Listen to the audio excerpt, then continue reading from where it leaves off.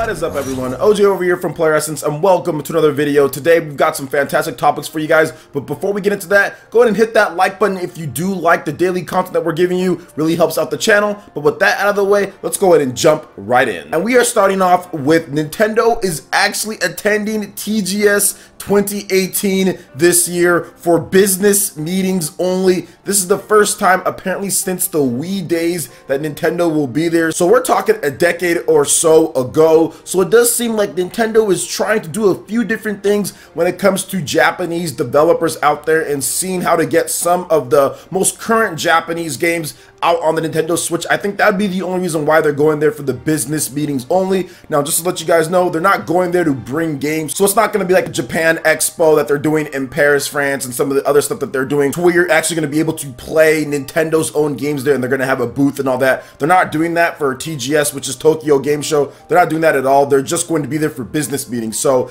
that tells me that Nintendo's really thinking about, okay, how can we get a lot of these games like Code Vein, or how can we get a lot of these Japanese RPGs or these Japanese games that are coming a little bit later or aren't really announced at all for the Nintendo Switch. Let's get those out on the Switch faster. Let's see what we can do to fast track development day and date with other games that are coming to PS4, Xbox One, and PC from a lot of these different Japanese developers. That's kind of what I take it as. I don't take it as Nintendo trying to like make a booth or have their games be there. The last thing that they did was the Wii days, so it's not like they're always going to TGS. And I also wanted to correct myself because I actually told somebody Nintendo's not going to be at TGS, and I was kind of right, because they're not going to be there with games. I don't think they're going to have any announcements, but they will be there for business meetings, which could be very important for the future when it comes to making sure that all the different Japanese games are day and date, or are coming maybe later Switch ports of various different games. So I do like that. But I do want to separate one thing with me saying this, guys. That doesn't mean that there won't be announcements from other third-party developers for the Nintendo Switch. We've actually gotten that at TGS before, to where they'll say, okay, well, this is going to be coming to the Nintendo Switch, or this is going to be coming to the Wii U, or, well, maybe not the Wii U, but this is going to be coming to Nintendo 3DS and stuff like that. So we have gotten those announcements from third-party developers at TGS. I'm just saying that Nintendo isn't going to be making any announcements themselves, and they're not going to be bringing playable demo units and bringing their staff to the show and employing them and paying them and all that stuff like that. So overall, I think that it's cool that Nintendo's going back to TGS, first time in 10 years when it comes to the business. And I definitely feel that this could bear some results, some positive results later. We obviously won't see that at the beginning, just because it's just going to be a business meeting. It's going to be behind closed doors. I mean, there might be some stuff that leaks, but I doubt it. But overall, I think it's good. It's good for Nintendo that they're finally going back for business meetings, and that's exactly what I want. I want more day and date Japanese games. I want more Japanese games in general to come over to Nintendo Switch, and I think going to these business meetings and making sure that, hey, like, this is what we can do, this is what we're working on, maybe potentially talking about some other things that they've uncovered or that they've revealed, or maybe some things that they're working on when it comes to Switch development tools and all that, and marketing plans, is going to be good for the Nintendo Switch going forward in the future. So what do you guys think about Nintendo returning to TGS for business meetings only for the first time since the Wii days? Let me know your thoughts in the comment section below. All right, and moving into the next topic here, Mutant League Football Dynasty Edition is officially coming to the PS4, Xbox One, and Nintendo Switch at retail on September 18th for $29.99 with exclusive teams and gameplay content. Developer Digital Dreams Entertainment and distributor Nighthawk Interactive has announced. Now, Nighthawk Interactive, they were also the ones who distributed the Azure Striker Gunvolt, the Striker Pack. They actually did the physical edition for that as well, so pretty cool stuff there. Now, this game first launched digitally for the PC back in October 2017, followed by the PS4 and Xbox One in January 2018. So this is the first time that it's getting a simultaneous console release across the board, and the first time that it's going to appear on the Nintendo Switch at all. So here's an overview of the game, because I'm actually interested in this one, because I'm never buying Madden again, or at least not until they change a lot of things at EA. So maybe I'm interested in this one because I'm a huge American football fan. So obviously this isn't like normal simulation football, but hey, let's go over and go over some of this stuff here. So Mutant League Football Dynasty Edition is the spiritual successor to the retro classic Mutant League Football, with next generation deep strategy gameplay,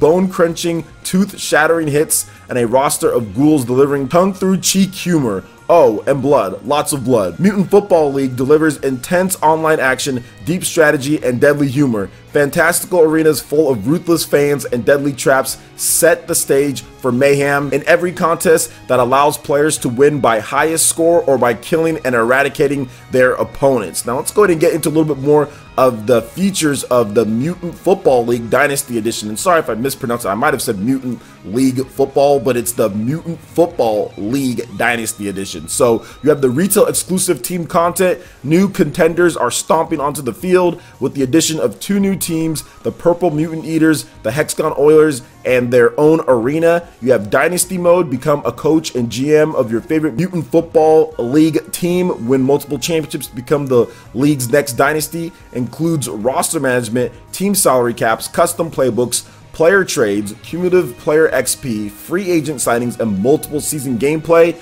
New playable races, rampaging werewolves and hellspawn demons join, wisecracking skeletal deadheads, and more. Multiplayer options, 2-player online or 4-player local multiplayer gives gamers the choice to clobber one another or team up and crush opposing miscreants. 25 unique teams and fields. Hall of Fame commentary, original announcer of NBA Jam and NFL Blitz, Tim Kritzrow, and I probably said that wrong, delivers unforgettable, adult-oriented play-by-play commentary for every game.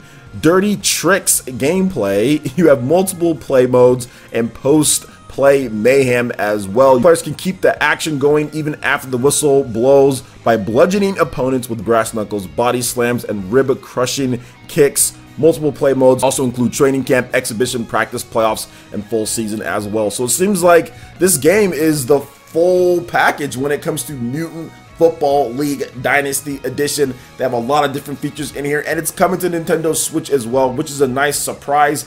I'm not sure if I reported on it originally, but I'm reporting on it now. So there you go. So yeah, awesome stuff to see Mutant Football League come back, and this Dynasty Edition seems to have quite a number of additions over the original PC release, which is awesome. This is the first time that I think you'll be able to play this style of game HD portably on the Nintendo Switch, but also PS4 and Xbox One finally getting that retail release. I mean, there's some people who just want to have that physical case and box, especially when it's the same price as digital. It's not like we get a discount most of the time for digital, and sometimes digital is actually even more expensive than retail. If you have stuff like the Amazon Prime and you want to buy it there, or if you have the Best Buy Gamers Club, it's actually cheaper to buy a physical version of the game than buying it digital because you don't get those discounts. So for me, I'm actually happy about this. I'll definitely be checking it out just because I want to play a football game, but I'm not buying Madden. So that's the thing. Like, I really wish 2K would come back, and I honestly feel that like it's so horrible that EA has the exclusive license for the NFL because that's whack. I wish that like some developer made like Canadian Football League or something like that, so there can at least be some competition when it comes to football, but this will have to do in the meantime. So what do you guys think